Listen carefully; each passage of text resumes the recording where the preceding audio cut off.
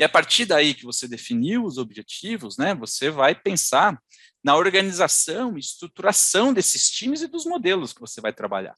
Então, como que essa construção conectada da Trimble funciona na prática, né? Essa organização, eu sempre brinco que se você vai contratar você vai fazer BIM, vai contratar alguém, você vai ter 3 tipos de modelos de times que você vai ter que escolher entre eles, né? São um projeto no qual todo mundo é externo, então a coordenação de projetos lá é externo, o arquiteto, o cara de estrutura, de elétrica, de hidráulica, de ar-condicionado, todo mundo é externo, você vai subcontratar todo mundo.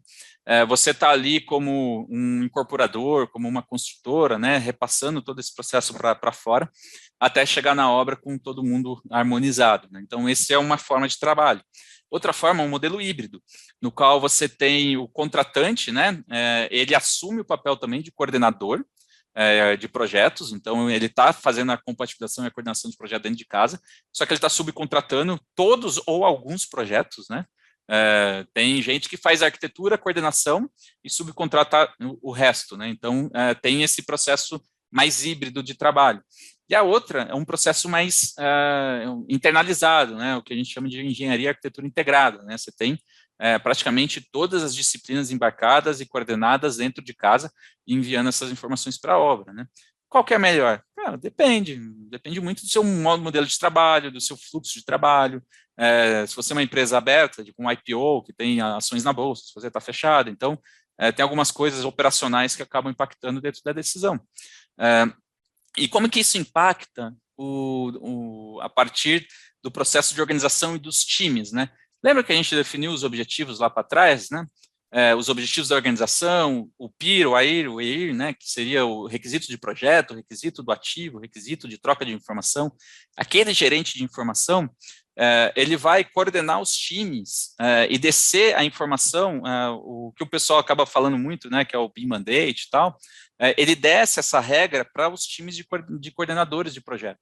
Esse pode ser o mesmo coordenador e o mesmo gerente, né? Ele pode estar inserido, tocando 1, ou 2, 3, 4, já vi gente colocar 6, 7 projetos de uma vez, mas você vai descendo essa cadeia de informação para baixo, e sempre tendo uma harmonia entre o tipo de trabalho que você, e requisito de informação que você tem que ter, com o projeto que você tem que fazer.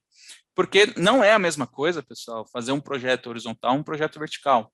Então, as estratégias mudam, o jeito de pensar muda, a informação que você vai precisar colocar, muitas delas acabam sendo bem parecidas, né? Mas, no geral, o que a gente tem é um pensamento diferente do processo. Então, você vai construir um hospital, você vai construir uma torre, o maior prédio da América Latina, uma residência, um comércio, isso são maneiras diferentes que a gente vai parar para pensar para fazer esse projeto. E aí, eu trago aqui, por exemplo, esse é um modelo de hospital na França, onde ele teve utilizado SketchUp, utilizado Tecla, teve uma série de projetos feitos dessa forma. E aqui, como que a gente organiza, então, essa estruturação desses times e modelos, né? Você vai ter que pensar em 2 frentes, né? Você vai ter que pensar numa organização das pessoas em si, dos times de trabalho, e na organização dos modelos. Como que você vai organizar a informação dentro do software de modelagem para você gerar e compatibilizar, extrair informação todo o processo. Dentro dos times, você tem que pensar na questão do plano de execução principal, que seria um cronograma master do projeto, backlog do projeto. O que você precisa fazer? Dentro desse backlog, eu recomendo muito que vocês estudem Agile, que vocês estudem metodologias ágeis, né? Porque é um processo de trabalho muito legal para fazer durante o processo de desenvolvimento de projetos. E quando você tem esse cronograma principal e definindo essas semanas, né, de trabalho e revisando o backlog de projeto para cada etapa, para cada semana de trabalho, você vai ter que pensar na divisão da responsabilidade, que é a disciplina. Você vai dividir esse hospital, esse andar, por disciplina, por andar, por objeto, por prédio, por setor, uma combinação de coisas, porque a estrutura, ela vai dividir o seu modelo, às vezes, pela junta de dilatação. O pessoal de instalações ele não quer separar a prumada do prédio, ele vai criar um modelo com a prumada do primeiro ao 10º andar. O pessoal de arquitetura já gosta de separar por andar. Então, como que a gente harmoniza tudo isso, né? Tem que ser pensado, como construir essa harmonização, né?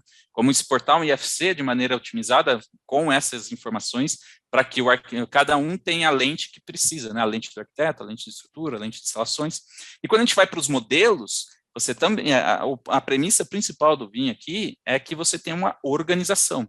É quase impossível você fazer BIM se você não for organizado, no sentido de você tem que organizar e definir nomenclaturas de objetos e materiais, as categorias de layers, etiquetas, a divisão do modelo, os componentes que você vai usar, a classificação de IFC, as informações que você vai colocar nesse modelo para refletir aquela informação de projeto, do ativo e da organização que estava lá definido lá atrás. Então, por exemplo, quando você tem um modelo como esse no Sketch, o SketchUp ele te dá uma flexibilidade gigantesca para você trabalhar. E o que a gente recomenda desse processo de organização e estruturação de modelos? É que quando você tem um modelo como esse, né, uma escola da Fundação de Desenvolvimento de Ensino do Estado de São Paulo, né, da FDE, você tem esse modelo definido, por exemplo, as suas etiquetas, os seus layers vão ser as suas categorias. Você vai dividir ali o quê? O baldrame, o bloco, a escada, a estaca, a laje, o pilar de estrutura. Você vai ter os elementos de arquitetura, você vai ter os elementos de instalações, cada um ali com a sua categoria. Só que todos os elementos que tiverem naquele layer vão ser classificados no IFC de acordo com a classe de IFC correspondente àqueles objetos, a semântica daqueles objetos. Essa é uma beleza do SketchUp que é muito legal, porque a partir do momento que você coloca uma cadeira, uma mesa, uma parede, um guarda-corpo, você não tem limitação de como você vai exportar aquilo. É o lado bom e o lado ruim. Você tem que entender o que você está fazendo, obviamente, né? Mas se você quiser exportar um guarda-corpo como parede para o IFC, você consegue. Você vai definir, selecionar os objetos do guarda-corpo, definir o layer deles e exportar ali o IFC Railing, por exemplo. Então, essas etiquetas, de acordo com essa classificação do IFC, ela é extremamente importante para você conseguir colaborar com outros fabricantes, com outros projetistas, né? E o próprio SketchUp tem uma estrutura de trabalho, uma estrutura de projetos, né, dentro dele, que é o outliner, que é a estrutura, né, no português, o outliner, que é onde você vai definir os níveis. Então, você vai definir os níveis pelo IFC Building Story, pelo IFC Building, IFC Site, IFC Project, você vai definir a sua estrutura de trabalho ali dentro, e você vai fazer essa combinação, então, se eu quiser enxergar somente as lajes do quarto pavimento, eu consigo fazer isso, e consigo inserir a informação diretamente dentro do modelo dessa forma. E aí, a gente vai combinando algumas coisas, né, que seria, por exemplo, naquela divisão de projetos, com essa classificação, com essa informação toda dentro do Sketch, você pode separar o time, por exemplo, igual uma collab que a Brasil ao Cubo acaba fazendo, que ela comentou muito, a Cláudia comentou muito lá no webinar com o BIM Fórum, por exemplo, que a gente fez 2 semanas atrás. Se você não assistiu, recomendo muito que assistam o webinar do BIM Fórum, está lá no BIM Fórum Brasil, Brasil ao Cubo, Trimble e BIM Fórum, né? Onde eles falam sobre isso, né? Eles, dentro da collab, do time interno deles de projetos, eles definem, né? Vai ter um arquiteto que vai lançar a estrutura, o outro vai fazer o layout, o outro vai fazer os acabamentos. E cada um trabalha em um arquivo separado. Depois, eles criam um arquivo mãe, onde eles unem esses arquivos lá dentro e vão só dando reload do Sketch, e todo mundo vai mantendo a mesma página e fazendo toda a documentação do projeto por esse arquivo.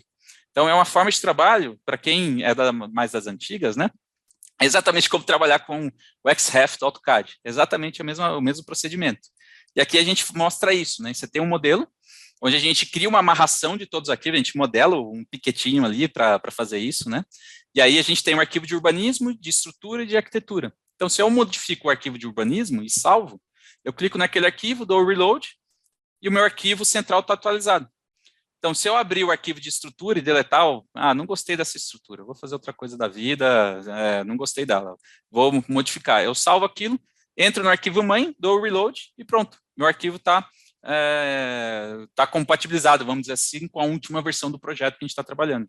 Então, para fazer essa organização como um todo, isso para a vida de vocês, para qualquer software, né, sempre defina uma coordenada de projeto, um ponto único de verdade para definir essa amarração de coordenadas, a forma de divisão do modelo, a forma de divisão da informação. Então, tudo isso acaba sendo bastante interessante ali, né?